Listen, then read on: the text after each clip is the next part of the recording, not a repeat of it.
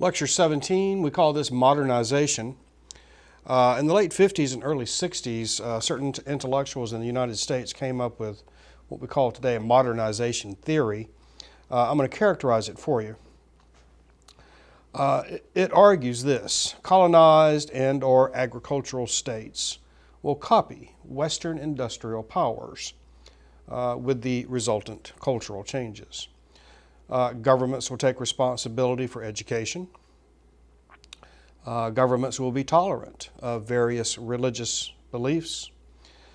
In intellectual life, there will be a greater emphasis put on science, education, technology. In family life, presumably a reduction in birth rate, as families will not need as many children as they are no longer on the farm.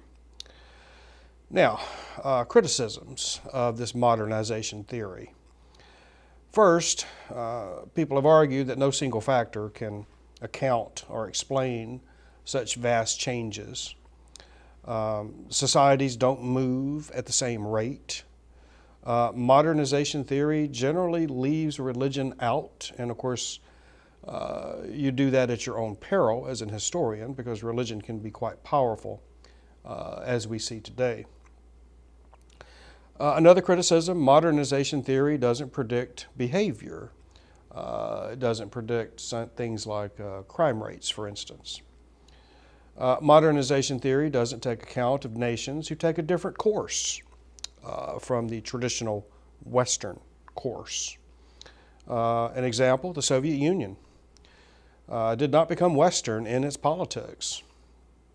In fact, it became the world's first communist country, with a centrally planned economy instead of reliance on the market.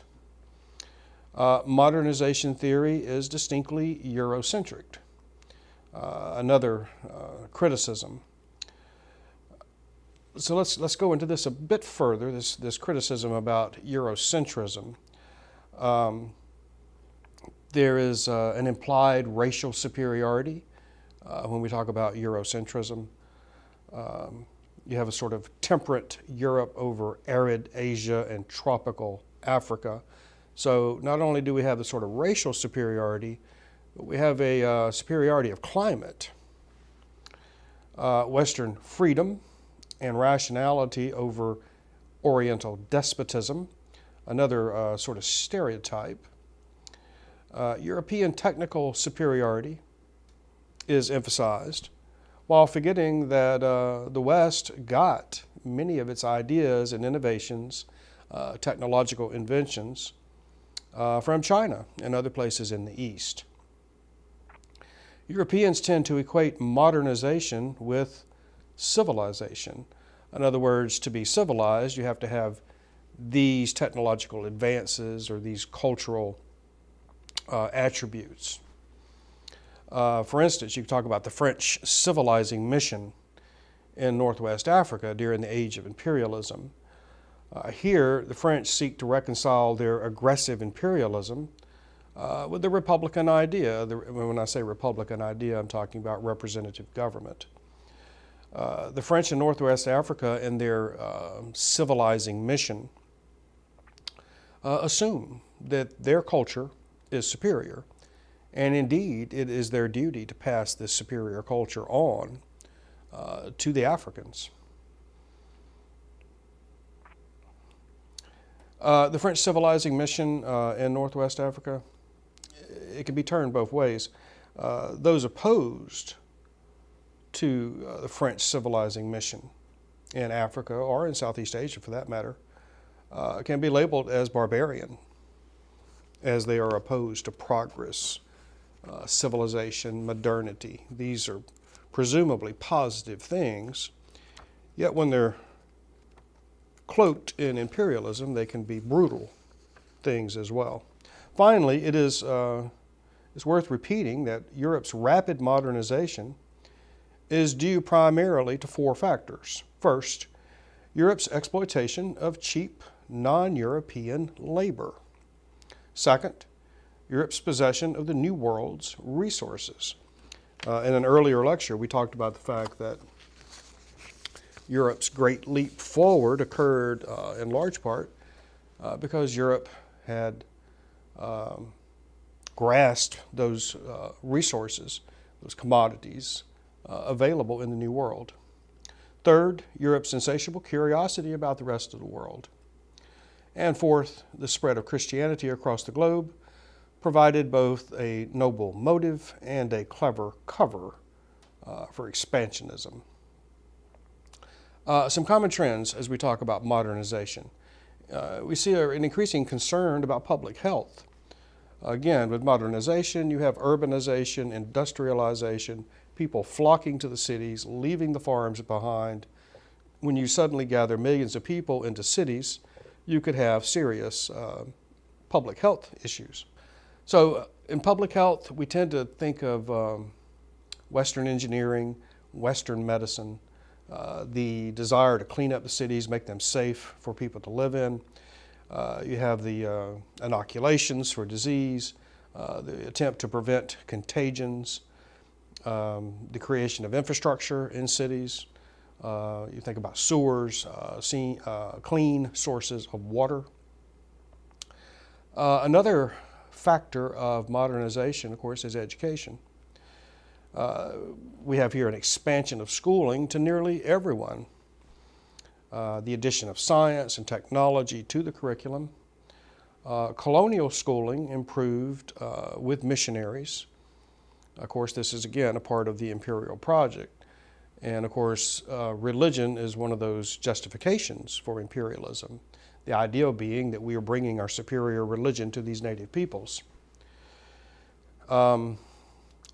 China sent students to learn from other societies. A quote from the McNeil's book that we've used throughout this semester, The Human Web.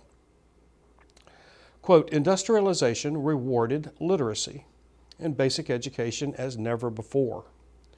So increasing numbers of people sought it, and many states saw fit to subsidize it, talking about education.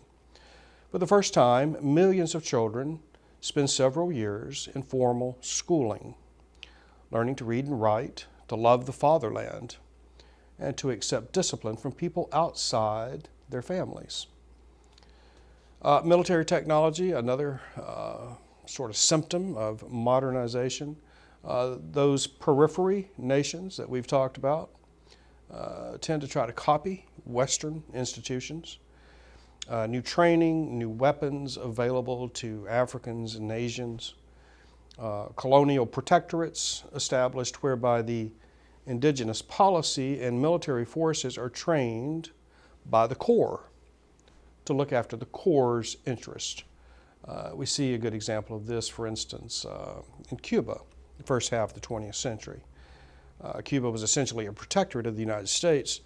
The Cuban leadership looked after America's interest in Cuba as opposed to the Cubans' interest. So let's draw some conclusions here.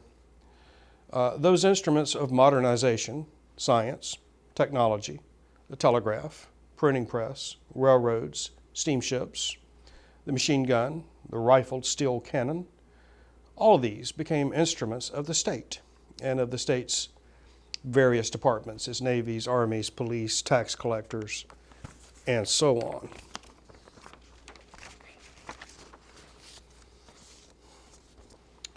Also in conclusion, European faith in science. The scientific revolution, the Enlightenment, demonstrated to Europeans that science has the capacity to explain the world.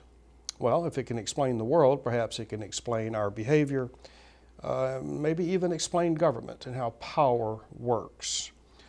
Notice that the course that all college students have to take is called political science, not political arts.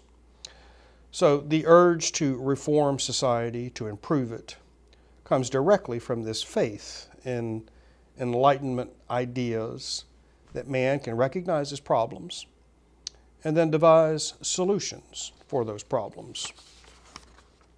So, a brief survey of modernization. Thank you.